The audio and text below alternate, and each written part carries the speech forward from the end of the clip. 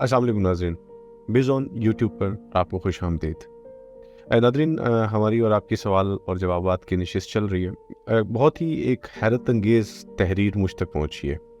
इन साहब ने अपना नाम लेने से मुझे कहा है कि मैं गुरेज़ करूँ, लेकिन इन्होंने अपनी ज़िंदगी के बारे में एक कहानी लिख के भेजी है और इन्होंने कहा है कि आप अपने प्रोग्राम के तवस्सुत से ये कहानी दूसरों तक ज़रूर पहुँचाइए।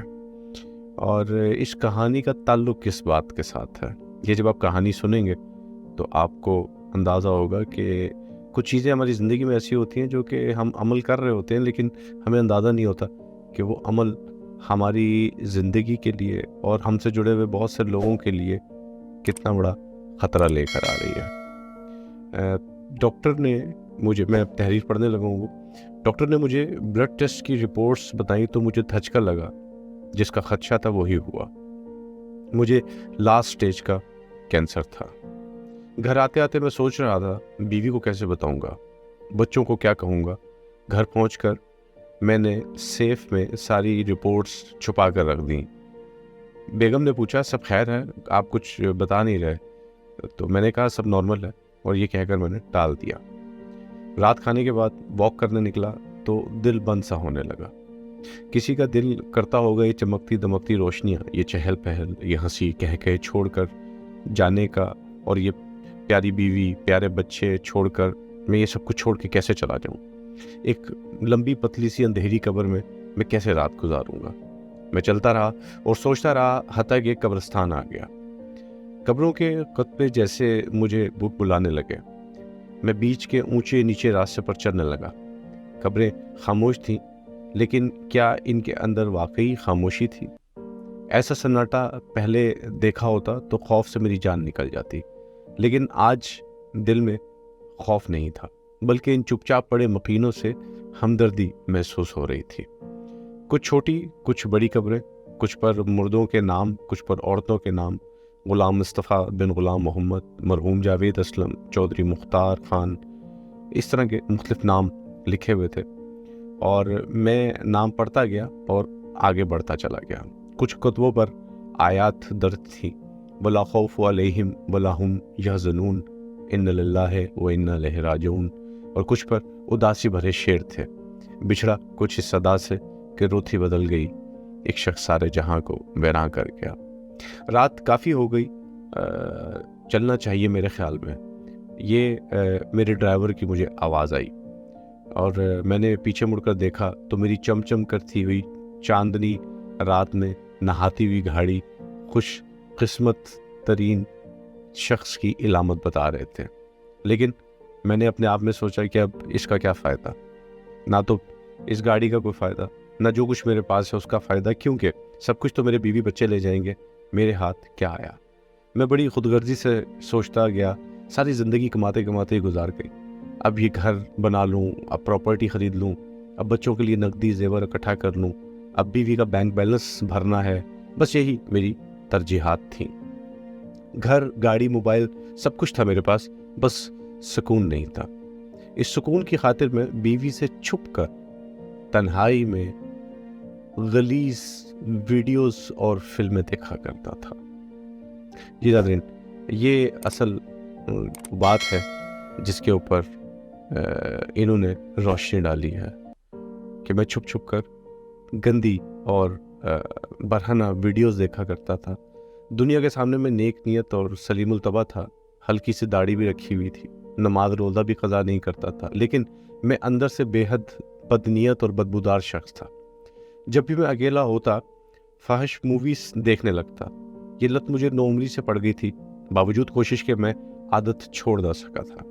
शायद यही वो चीज़ थी जिसने मेरी ज़िंदगी के अंदर एक बदसकूनी, बेबरकती और मेरी ज़िंदगी की मुझसे बरकत की चादर छीन ली थी। अचानक मेरे पाँव के नीचे एक नोकदार पत्थर आया तो मैं लड़खड़ा गया। यकदम मेरी सारी सोचें गायब हो गई। पता नहीं कितनी देर में यूं ही खड़ा कब्रों को देखता रहा। फिर अचानक मेरा दिल किया कि काश कोई कब्र वाला मुर्दा जिंदा हो जाए और मुझे बताए कि इसके साथ असल में क्या हुआ। जब वो कब्र में जाकर लेट गया और इसके सब रिश्तेदार कब्रिस्तान की वहशत से बेजार तेज तेज कदमों से वापस चले गए तो इस पर क्या बीती। लेकिन मैं किसी से नहीं पूछ सकता था। यहाँ सब और बहुत زیادہ خاموشی تھی، چپ چاپ اپنی اپنی جزا اور سزا میں سب مگن تھے۔ اچانک میری نظر ایک کچی جھونپڑی پر پڑی۔ دیے کی روشنی پردے کے پیون سے باہر جھانک رہی تھی۔ یہ یقیناً گورکن کا مسکن تھا۔ میں نے کہا، بابا جی، نہ جانے آپ نے کتنی قبریں کھودیں، کتنوں کے آخری رسوم کو آپ نے یہاں تک پہنچایا، آپ کو معلوم ہوگا کہ ان کی زندگی کا انجام کیا ہوا، مجھے کوئی نصیحت کر دیں۔ میں نے چمکتی پیشانی والے بابا جی سے کہا، میرے لہجے میں کینسر زدہ انسان کی بے بسی تھی۔ بابا جی کہنے لگے، پتر، سچے رب کی سچی اطاعت ہی کام آتی ہے، اور کچھ یہاں کام نہیں آتا۔ بس تو اکیلے میں رب کی اطاعت کرنا سیکھ لے۔ جب تو اکیلی قبر میں لیٹے گا تو وہ رب تیرا ساتھی بن جائے گا۔ بابا جی نے کہا اور دیا تیز کر دیا، اپنے طاق کا بھی اور شاید میری امید کا بھی۔ ساتھ ہی میرا ڈرائیور پھر بولا، سر آپ یہاں ہیں، میں پریشان ہو رہا تھا، میں آپ کو قبرستان میں ادھر ادھر ڈھونڈ رہا تھا۔ میرا ڈرائیور مجھے ڈھونڈتے ہی بابا جی کی کٹیا تک آ گیا تو میں نے بابا جی کو سلام کیا اور الٹے قدموں واپس چلایا۔ جب میں گاڑی میں بیٹھنے لگا تو میں نے ایک نظر پورے قبرستان پر ڈالی۔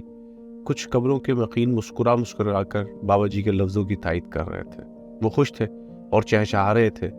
باقی قبروں کے مقین حسرت و پیاس کی تصویر تھے، وہ اپنے کفن نوش نور کر چلا رہے تھے کہ ان کا کوئی ساتھی نہیں، کوئی مددگار نہیں۔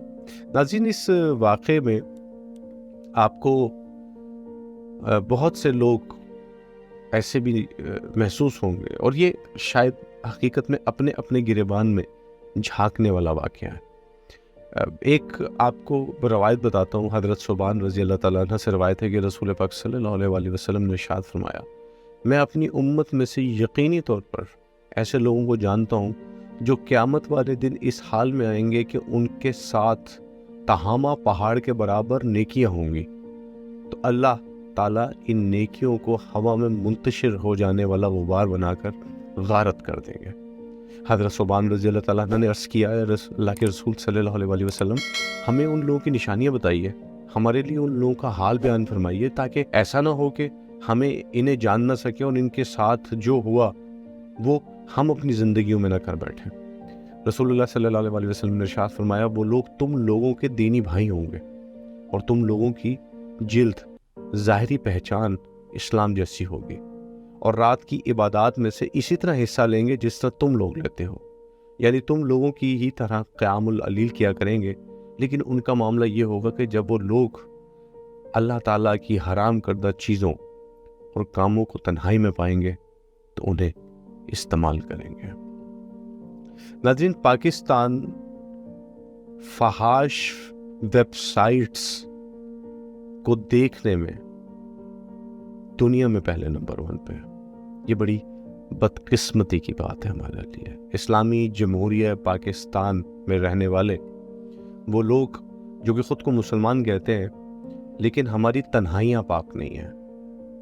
میرے سامنے بہت سارے واقعات اور بہت ساری چیزیں ایسی آتی رہتی ہیں کہ جس کے اندر جن پر ہم سوچ بھی نہیں سکتے، تصور بھی نہیں کر سکتے۔ ایسے مفتی، عالم اور خود کو دین کے علمبردار کہنے والے، اور جن کی گفتگو کے اندر اور عام پبلک کے اندر اللہ سے بات شروع ہوتی ہے اور اللہ پہ بات ختم ہوتی ہے، لیکن حقیقت میں ان کی تنہائیاں اس قدر شرمناک ہیں، اتنی بیہودہ ہیں، اتنی بھیانک ہیں کہ ان کو منافق کے علاوہ کچھ نہیں کہہ سکتے۔ اور اس قسم کے حالات میں مرد بھی اور عورتیں بھی، اور اس میں خود کو دیندار کہنے والے بھی اور دنیا دار کہنے والے بھی، دونوں طرح کے لوگ شامل ہیں جن کی تنہائیوں میں اتنی غلاظت ہے۔